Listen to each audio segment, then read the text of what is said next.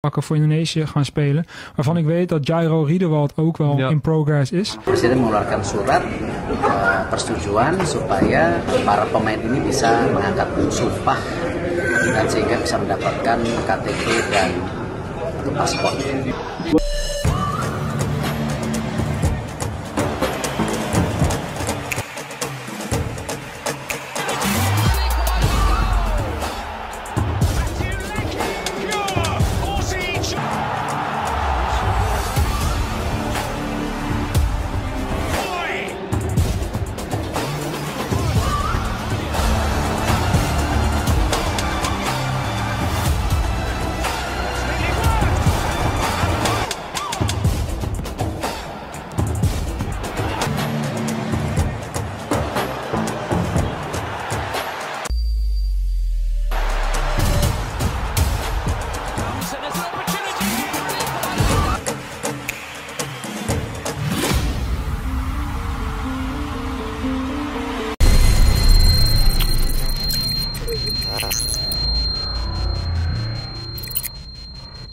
Profil Jairo Riedewald, pemain keturunan yang pasang bendera Indonesia.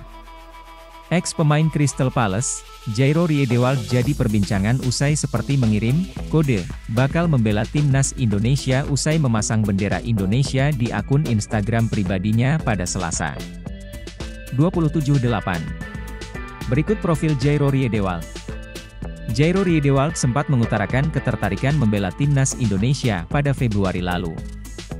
Kini namanya pun kembali jadi pembicaraan setelah pemain bertahan ini memasang bendera Indonesia di akun Instagram pribadinya. Selain berposisi utama sebagai gelandang bertahan, pemain dengan postur 182 cm itu juga bisa jadi bek tengah hingga bek kiri. Dengan kemampuan serta pengalamannya bermain di Eropa, Jairo Riedewald bisa menambah kekuatan di lini pertahanan timnas Indonesia. Jairo Riedewald adalah pesepak bola kelahiran Haarlem, Belanda, pada 9 September 1996. Ia punya garis keturunan Indonesia dari sang ibu. Sedangkan ayahnya keturunan Suriname. Karir sepak bolanya diawali di Akademi SV Overbos. Ia kemudian pindah ke Akademi Haarlem pada 2007. Setahun kemudian, Ajax Amsterdam menerima Riedewald. Ia bertahan lama di ibu kota Belanda hingga membela tim muda Ajax dari U17, U19, hingga U21. Pada 2014 jadi pembuktian Jairo Riedewald saat promosi ke tim utama Ajax kala dirinya berusia 18 tahun. Ia mendapat kepercayaan dari Ajax yang kala itu dilatih oleh Frank de Boer.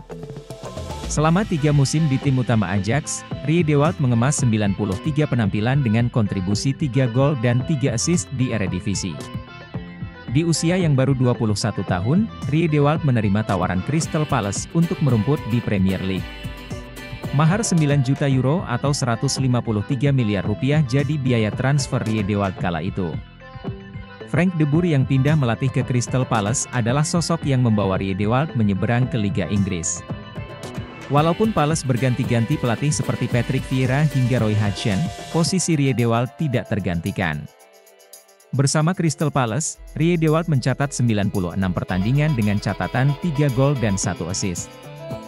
Ia resmi hengkang dari Liga Inggris dan pindah ke klub Belgia, Royal Antwerp di bursa transfer musim 2024-2025. Dibocorkan media Belanda, Jairo Riedewald disebut dalam proses jadi pemain timnas Indonesia.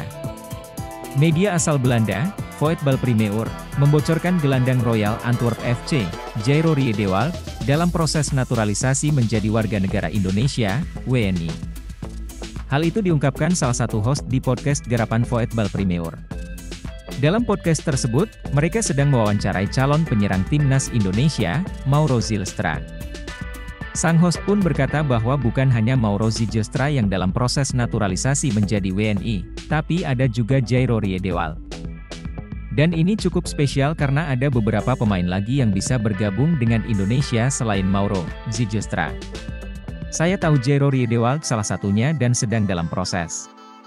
Mereka, PSSI, sedang mengusahakannya dan dia semakin positif tentang hal itu, menjadi WNI, dan saya pikir itu, Jairo Riedewald menjadi WNI, akan terjadi, jika Jairo Riedewald benar didatangkan PSSI. Tentunya kabar baik bagi pencinta timnas Indonesia. Dalam pola 3-4-3 racikan Shin Tae-yong, Jairo Riedewald dapat membantu kinerja Tom Haye secara maksimal di lini sentral. Ketika Tom Haye difokuskan mengalirkan bola ke depan, Jairo Riedewald dapat memainkan peran kotornya sebagai tukang jagal. Secara pengalaman, pemain 27 tahun ini tak perlu diragukan. Ia sempat membantu Ajax Amsterdam juara Liga Belanda 2013 hingga 2014. Jairo Riedewald juga sempat 7 tahun, 2017 hingga 2024, berkarier di Premier League bersama Crystal Palace. Jika dibutuhkan, Jairo Riedewald juga dapat diandalkan sebagai gelandang.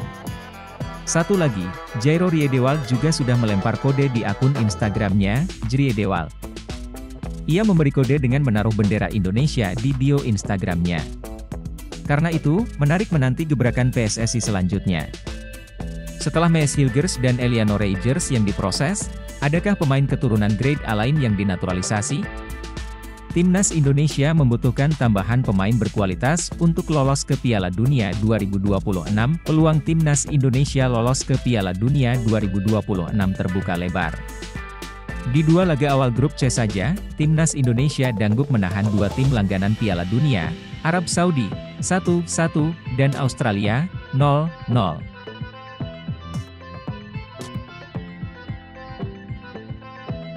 Breaking news, PSSI keluarkan pernyataan soal rumor Kevin Dix dan Ulla Romeni segera jalani proses naturalisasi. Anggota Exco PSSI, Arya Sinulinga, mengonfirmasi pihaknya sama sekali belum melakukan proses naturalisasi kepada 2 pemain keturunan ternama, Kevin Dix, FC Copenhagen, dan Ulla Romeni, FC Utrecht. Belum ada sedikit pun proses dilakukan, kata Arya saat dikonfirmasi awak media, tak mau isu di atas melebar terlalu luas.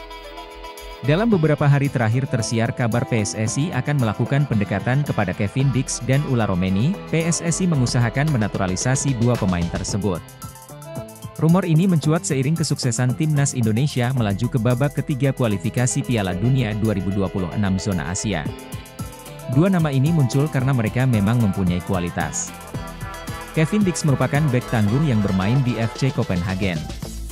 Sementara itu, Ulla Romeni biasa bermain sebagai penyerang dan winger kanan. Pemain berusia 23 tahun ini bermain untuk klub Liga 1 Belanda, FC Utrecht. Harapannya kehadiran mereka dapat mendongkrak performa Timnas Indonesia di babak ketiga kualifikasi Piala Dunia 2026 zona Asia yang dimulai September 2024.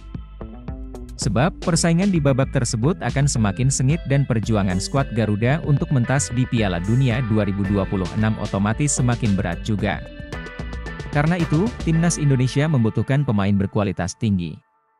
Tak heran nama yang dikaitkan akan dinaturalisasi adalah Kevin Dix dan Ulla Romeni yang memang mempunyai kualitas. PSSI sedang merancang strategi demi bisa menggaet 2 pemain keturunan baru masuk ke Timnas Indonesia.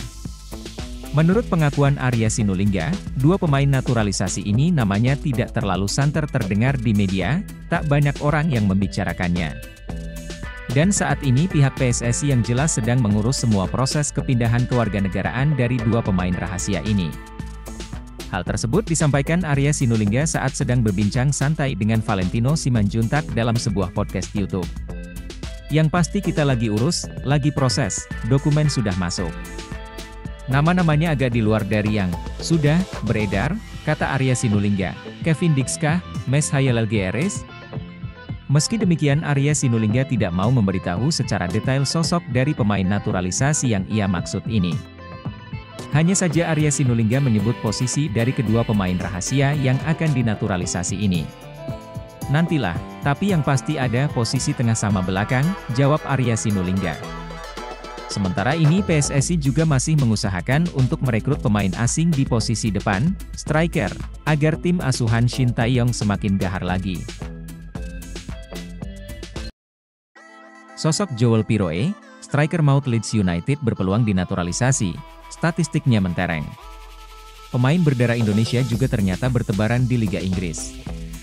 Salah satunya adalah Joel Piroe, top skor di Leeds United. Joel Piroe memiliki kans jadi calon berlian naturalisasi Timnas Indonesia. Di samping itu, Terdapat nama lain yang juga berpeluang untuk dinaturalisasi demi memperkuat timnas Indonesia, yakni Joel Piroe. Pemilik nama lengkap, Joel Mohamed Ramzan Piroe, saat ini tengah berkarir di divisi Championship Inggris dan memiliki koleksi statistik mentereng. Joel Piroe diketahui lahir di Witjen, Belanda pada 2 Agustus 1999. Ia disinyalir memiliki darah Indonesia dari Jawa. Hal tersebut didasarkan pada satu di antara garis keturunan Joel Piroe yang berasal dari Suriname. Sebagai informasi, sekitar 33,000 orang Jawa bermigrasi ke Suriname pada 1890-1939 setelah penghapusan perbudakan di Amerika Selatan. Apabila Joel Piroe memang memiliki darah Indonesia dan bersedia untuk bergabung dengan timnas Indonesia, maka hal itu akan menjadi kekuatan baru untuk mempertajam lini depan skuad Garuda. Peluang bergabungnya Joel Piroe bersama timnas Indonesia semakin terbuka lebar, mengingat bahwa penggawa Leeds United itu mengenal seorang bintang timnas Indonesia, yakni Nathan Choyaon. Joel Piroe diketahui sempat membela Swansea City pada musim 2021-2022. Disitulah Joel Piroe saling mengenal Nathan Choyaon. Berbeda dengan Nathan Choyaon yang hingga kini masih membela Swansea City, Joel Piroe justru telah hijrah menuju Leeds United. Meski demikian, kedekatan yang terjalin antara Joel Piroe dan Nathan Choyaon di Swansea City selama 2 musim, membuat peluang Joel bergabung timnas Indonesia bertambah besar. Seperti halnya Maes Hilgers yang sukses diraih manis oleh Ivar Jenner dan Kelvin Verdonk hingga bersedia membela timnas Indonesia. Apabila Joel Piroe hadir sebagai penggawa timnas Indonesia, hal tersebut akan mempertajam tombak lini depan skuad Garuda. Masih berusia muda, Joel Piroe bisa menjadi proyeksi jangka panjang timnas Indonesia. Joel Piroe juga dikenal sebagai pemain yang mampu melakukan finishing mematikan selama berlaga di lapangan hijau. Finishing mematikan Joel Piroe dapat dilihat dari catatan statistik mentereng yang dibukukannya selama musim 2023-2024. Sebanyak 15 gol dan 4 assist sukses ditorehkan oleh Joel Piroe untuk Leeds United. Tak hanya itu, Joel Piroe juga merupakan seorang pemain multifungsi yang dapat diturunkan sebagai penyerang tengah, gelandang serang, maupun sayap kanan dan kiri. Memiliki postur jangkung setinggi 1,85 meter juga membuat Joel Piroe lihai dalam melakukan duel udara dengan para lawan. Menarik dinantikan kepastian naturalisasi Joel Piroe untuk timnas Indonesia mendatang. Ketum PSSI Erick Thohir berharap Maes Hilgers dan Eliano Reijer sudah bisa debut memperkuat timnas Indonesia pada bulan Oktober. Proses naturalisasi mereka sudah dimulai. Pada pekan lalu, Hilgers dan Eliano diumumkan akan menjalani proses naturalisasi. Keduanya akan menjadi tambahan kekuatan anyar Indonesia untuk bersaing di pentas internasional. Erick Thohir meyakini kehadiran mereka akan semakin menambah level kompetitif timnas Indonesia. Di pundak keduanya disandarkan harapan ratusan juta penikmat sepak bola Indonesia. Mungkin nanti dengan perlu latihan dan penambahan pemain seperti Eliano mungkin counter attack-nya bisa lebih bagus lagi. Kalau Maes Hilgers saya rasa kekuatan defense kita tambah lagi, kata Erick Thohir kepada wartawan. Jadi ya kami coba memperbaiki setiap bulannya, mudah-mudahan semua administrasi yang ada di DPR bisa segera. Pak Menpora, Dito Aryo Tejo, sudah tanda tangan, Mensesnek, Pratikno, sudah tanda tangan, Pak Presiden, Joko Widodo, besok, Rabu, 11 September, tanda tangan, ujarnya menambahkan. Terbaru, Timnas Indonesia baru saja memainkan 2 laga ronde 3 kualifikasi Piala Dunia 2026. Garuda meraup 2 poin setelah 2 kali bermain imbang 1-1 melawan tuan rumah Arab Saudi, 1-1, dan menahan Australia 0-0. Selanjutnya Timnas Indonesia akan menjalani 2 laga tandang. Garuda akan dijamu Bahrain pada 10 Oktober dan Cina pada 15 Oktober. Nanti tinggal proses di DPR supaya Oktober tanggal 10 dan 15 mereka bisa memperkuat Indonesia untuk pertandingan di luar negeri, di Bahrain dan Cina, ucap Erick Thohir. Kiper Timnas Indonesia Martin Paes langsung kembali ke Amerika Serikat setelah pertandingan Indonesia versus Australia, Selasa 10 September malam.